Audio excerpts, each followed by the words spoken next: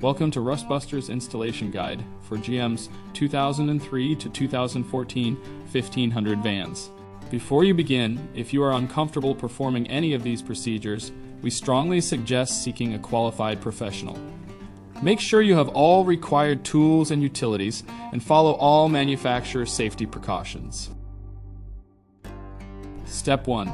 Disconnect the vehicle's battery. Inspect for fire hazards such as leaking fuel lines or engine components.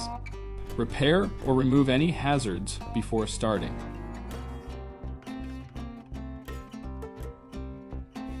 Step 2. Lift and support the vehicle and remove the front wheel on the side being repaired. Clear any lines or brackets from the work area and remove the bumper support bar. Step 3. Locate the core support mount at the front of the frame rail in front of the front wheel.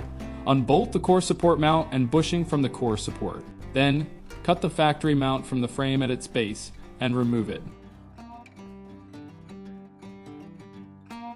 Step 4. Grind the frame rail to bare metal where the mount was attached to the frame. Apply weld-through primer to the prepared area. Step 5. Before installation, paint the top and bottom of the replacement mount where the bushing and bolt will contact it. We suggest our Rust Buster Rust Converter and Primer Spray Paint. Step 6. Bolt the replacement mount and bushing to the body to hold the mount in position.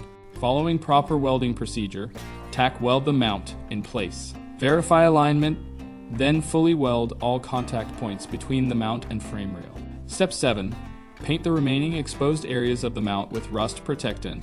Reinstall the bumper support bar using the two included M10 flange hex bolts. These bolts use a 15mm socket. Torque the bolts to 53 pound-feet when dry or 40 pound-feet when lubricated. Reinstall any lines or brackets removed during preparation, then reinstall the front wheel and lower the vehicle.